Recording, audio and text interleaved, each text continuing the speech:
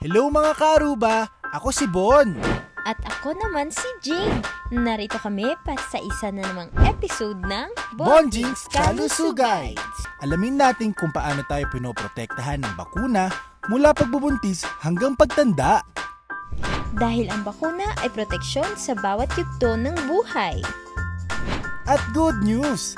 Safe, effective, at free ang mga bakuna para sa mga buntis, sanggol, bata at senior citizen sa lahat ng District Health Center. Bon, bakit parang sunod-sunod ang bakuna ni baby? Dahil bawat edad may partikular na proteksyon. Sa 9 na buwan, ibinibigay ang measles, mumps at rubella o MMR vaccine.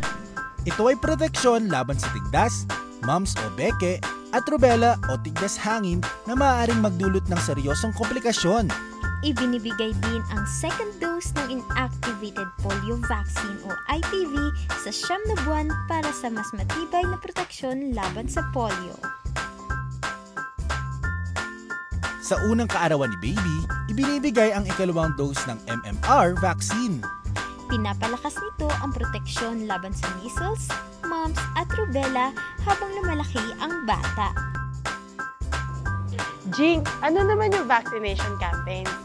May mga pagkakataon din nagsasagawa ng special vaccination campaigns. Tinatawag itong supplemental immunization activities upang mabakunahan ang lahat at maiwasan ang outbreak.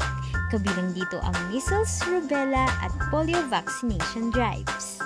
Pwede ba magpabakuna kahit may sipon? Kadalasan, pwede. Magpatingin lang muna sa health worker. Libre ba ang bakuna? Oo, at available ito sa lahat ng District Health Centers.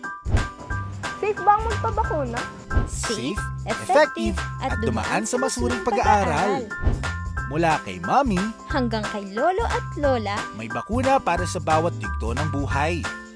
Pumunta na sa inyong District Health Center at sundin ang schedule ng bakuna. para ligtas at protektado ka at ang iyong pamilya laban sa sakit. Remember, vaccines are safe, effective, and free for a healthy family and city. Hatid sa inyo ng Baguio City Health Services Office, Serbisyong HSO, Serbisyong Taos Puso.